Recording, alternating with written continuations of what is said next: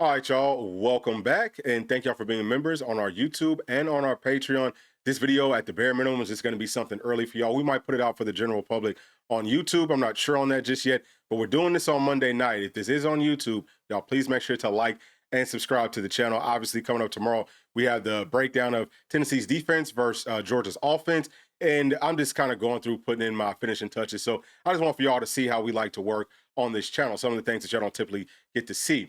But what we're looking at right now is the route tree from Gunnar Stockton versus Notre Dame last year. And I keep on going to this because we know that Notre Dame had a really good game plan versus Mike Bobo's offense and versus Gunnar Stockton being the starting quarterback. How were they able to slow down what he likes to do? And also, there's this narrative out there that Gunnar Stockton can't really throw the football down the field. Now, with these route trees, number one, this one over here, this is just like the wide receivers that are split out. It could be tight ends, it could be running backs, whoever's split out, that's what this is. Over here, this is more like inline stuff, mostly coming out of the backfield, okay? So this is not showing the accuracy of these different passes. It's just showing how often did they throw them. All right, now, once I click on this, so we'll start off with the goals because that's the one that I really want to focus on. I want to see, man, is it true? Which, of course, I've seen this so many times, but just going back through, but is it really true that he can't throw the football down the field accurately? We're about to find out, okay? So over here, though, inside of this column, all these numbers, this will show you all the accuracy. So right here, on the deep passes or just on the goals, right? He was at 33%. So he threw 9 of them. Okay. This is the snaps up here. This is the targets. This is the catches. And that's what they hit on, right? So, and then obviously there's a lot of other things here. You don't even need to worry about that. We might talk about that in a totally different video. But let's go ahead and jump into this. You know what I'm saying? Like, let's go on ahead and see how these passes look. Okay. And find out, man, is this guy who people are saying that he is? And actually, you know what? I'm gonna get out of this for just a second. Let me also point out one more thing. Okay, let me make all this stuff back green again. What I think is very interesting with this route tree from the like split out pass catching threats is that there's no out breaking routes that Gunnar Stockton threw. Now, what y'all will see tomorrow, because what we're actually gonna do is we'll have some route trees up. It'll be different from what we're looking at right now. It's going to be Gunnar Stockton up to this point in the 2025 year. You know, how does that look? And then how did Carson Beck's look next to it versus Tennessee last season? Like, what routes do they really like to throw? What have they been hiding? But over here, you can see that there's no outbreaking routes. In the video tomorrow, you're going to see that Gunnar Stockton up to this point in the year, with the outs, I think he's throwing that more than anything else. So I think it might be at like 18 or 19%. It's something like that. His like ghost stuff, it's not that high of a number. Now Carson Beck versus Tennessee last year, I think it's about the same number. So this is what they really want to do. They want to try to stretch the field out vertically and also stretch it out wide, but they don't do it like Tennessee does, where we do it more with our splits. They're just doing it more with just like how they throw the football. So with all that being said, let's go on ahead and jump into the actual film now. Sorry to keep y'all waiting. All right, we're gonna jump into it, and we'll just, this is the scoreboard copy, so y'all can see the down, the distance, the quarter, and all that good stuff. All right, so Notre Dame, number one, we already know this. They played a whole lot of man, ran a whole lot of games up front with stunts, brought different blitzes from different areas. And here they're actually running, this is something else that I'm definitely looking at is, man, what is their defense doing? So you can see that they start off with like a 2 deep safety look. This guy rolls to the middle. This guy comes down to the middle underneath. So taking away all the middle stuff. So that should be able to take away mostly what Georgia has typically liked to do. Like the outs would still be there, but I think that the man coverage on the outside with our corners, it should be good enough that we can slow that type of stuff down. And actually here, they're playing outside leverage to try to keep those outs from happening. It might be the same thing here as well. Hard to tell at this point, but either way, let's go on ahead and let this thing roll. So yeah, so no, down at the bottom, that was actually inside leverage, and that's where the football went. So throwing it up in one-on-one coverage, we'll see it again from this end zone copy. All right, fast forward to get it going. So yeah, man, running the stunts and stuff, the pocket's pretty clean. And that football, to me, it's not, I mean, obviously he misses. He misses about 5 yards to the outside, but on those types of vertical passes, that's where you want to miss. That's a good miss. He's putting it in a safe spot. So I'd say that he's accurate. That pass was probably about 35-ish yards, not a super long pass. They like to try to throw it off 3-step drops, so the passes aren't as long down the field. But if you hit on that, that could be 6 points all day long. You don't have to wait all day to throw the football down the field. So that one looks pretty good. You know, I would say that, yeah, I'm not going to say he's got the strongest arm or nothing like that, or he's the most accurate quarterback, but I think that he's definitely capable of stretching the field out vertically. They just haven't shown it too much on film up to this point, which I think is stupid anyway. To me, that's like cowardice from Kirby Smart. Why are you trying to hide so much stuff when your team is so much more talented than the one that you're playing?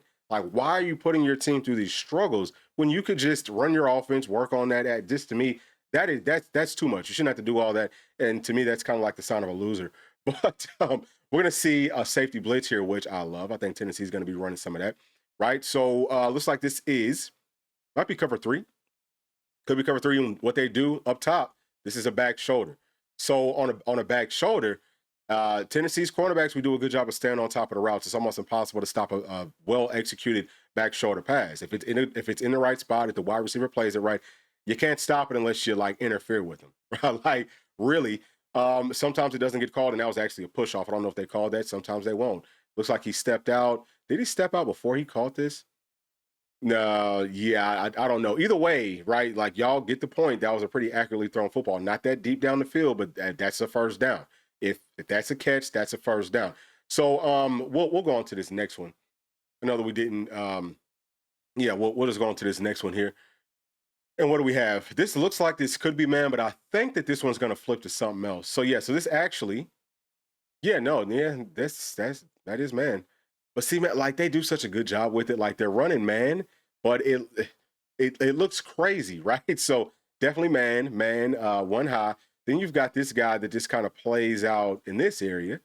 And then you also have these linebackers that I think one of these guys, it might be this one. It's one of these two guys. They're going to be reading this running back. If the running back doesn't come out, then they're coming. You know what I mean? So they just get like that little bit of extra pressure in. But he makes sure to occupy that running back as well. So some of these things, I think Tennessee could probably run more man coverage in this game, but you got to be careful because there's some things that I've seen already on film that running man, like Georgia, they can do a good job of getting people open. Now, this was an accurately thrown football. Yeah, so that one was caught. Let's see it again. It's kind of hard to tell from that angle, but we'll see it again from this angle. All right. So everything's picked up pretty well. Man, he took a shot right there, didn't he? And drops that one right in the bucket. Safety does a good job of trying to get over there. Gets over there just a little bit late, but obviously he's able to make a touchdown saving tackle. But yeah, I mean, that's accurate, probably about 40, 45 yards down the field. We'll go on to this next one and see what they're working with. So things are tight. They got it bunched up. Now they spread it back out. I wonder what it was that triggered them to make them spread it out. Something within what Notre Dame was showing them, I think, might have made them shift, or maybe that was already built into the play. I'm not sure, but this is just straight up man, and this is a 1st and 10. It is it's cover one. So let's see how this pass looks because it's definitely hard to tell from that wide copy. Gonna fast forward. Notre Dame shifts their front. They bring a little bit of pressure, so it looks like they're bringing 5. The pressure got really close to getting there. That's good. You got to be consistent from that standpoint. Dang, I pressed the wrong button. It's my bad, y'all. Let me try to get us back to where we was at. Try to see where this football is at. You know what I mean? But it looks like this one is a little high. Yeah, well, I mean, it's not terrible, but it is just a little bit high. That's really good coverage by the cornerback as well. So, I mean, that one's pretty accurate. I mean, he's going to give his guys a chance. At least it looks like he's doing it in this game. We'll see. He hasn't done it up to this point in the season. They said, hey, man, he's like check down Charlie. I think he's going to probably try to let it rip a little bit more versus us coming up on Saturday. But I also think that we're going to be ready for it. One of the other big things, like we keep on talking about, is getting pressure on them. We got to find a way. I felt like Tennessee be able to get some pressure on them last season, but we couldn't do it. Now, I think that our offensive line last year was a lot better than it is this season. I can tell you all that for sure. But I also think that maybe we've taken a couple of steps back maybe with our pass rush. I mean, if we still had our defensive tackles, because that's who I was the most high on with our pass rush, if we had all those guys, Bryson Eason, Jackson Moy, and David Hobbs, who I don't think only Bryson Eason's probably going to be playing in this game, I'd feel a lot more confident with our pass rush, being able to generate some pressure from the middle. But our edge guys have to win because I think that Georgia's tackles are not very good. Actually, I want to say that 71, I think he's back playing at right tackle this year. The other guy, he's number 57, I want to say, playing at left tackle. Neither one of those guys are great. You know, they're pretty solid, but not great. And I think he's coming off of like a little bit of an injury. Right here at right guard, it will be if he's back, which it sounds like there's some questions on if he's going to be back. But I think all that's just like gamesmanship. I understand something about any of these programs, any of these schools, and sorry to pause this, but I have to let y'all know this, man. You can't trust these guys, all right? Like, if it's anybody from Georgia, okay, if they're an insider or any of that, they might act like, oh, I'm just being genuine and giving you all this information. They're not. They're pushing the narrative that Kirby Smart wants them to push. So understand that, okay? There's some people that listening to Rusty talking on VolQuest, they're like, oh, yeah, he's being very straightforward with I can almost guarantee you we're going to get to the game and almost everything that he says is going to end up being a lie. That's how they operate. That's how they work. You can't trust that. So either way, the kid Juan Gaston, okay, true freshman. I think he's probably going to be back and he's probably going to end up starting if they think that he's their best guy there. All right.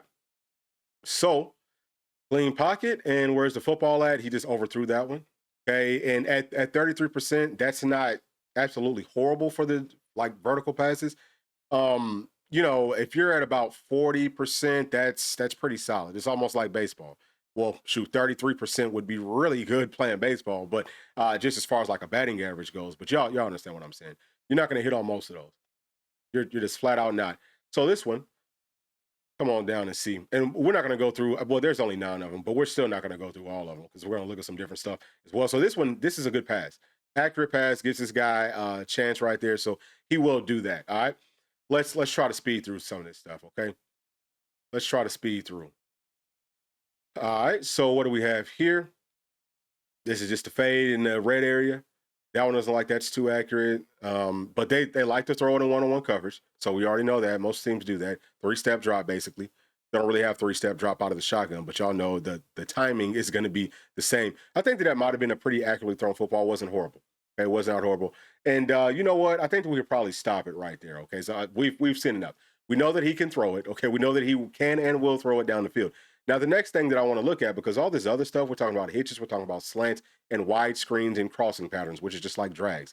Y'all, we don't really need to look at that, okay? Like, we've already seen him doing that this year. But let's take a look at these posts. How good is he at throwing these posts? So only one that we can look at. There was only one target, and I don't think that this is a catch. All right? So let's see what they got going on here. All right, so tight up top, motion, pre-snap movement. And they're going, they got a lot of folks in there blocking. Only 3 people going out on these routes, pretty much max protection. And okay, all right. So post right there. Okay, he is wide open. What is the safety doing here? Safety opens up his hips, and this is cover 3. So this is cover 3. So this is a good call if teams are running cover 3. And Tennessee does this where in cover 3, if no one comes to your zone, what you do is you kind of like close your zone and help out somewhere else, because you have no threats. But on plays like this, where there's a post that's going to come to your zone late, that's a big problem, dog. That is a really, really, really big problem. And that's exactly what ends up happening here. So that's a well-called play for sure. And looks like it was probably accurate. Let's see it again from this end zone copy. Okay. So they're only rushing 4 here, and really kind of 3, because the one guy on the left side, he kind of drops off for a second, then decides, well, let me come back and try to rush late. But my goodness, he's wide open. Oh my God, it hit him right in hits him right in his hands. And yeah, so Georgia and Texas had the most drops in the SEC last year. Tennessee was right behind them. You know, like they were tied for the most drops over the course of the year. Tennessee was right behind them. And I think that this gets counted all the way through every single one of your games. So really, if you look at it on a per game basis, Tennessee might have been the number one, like had the most drops.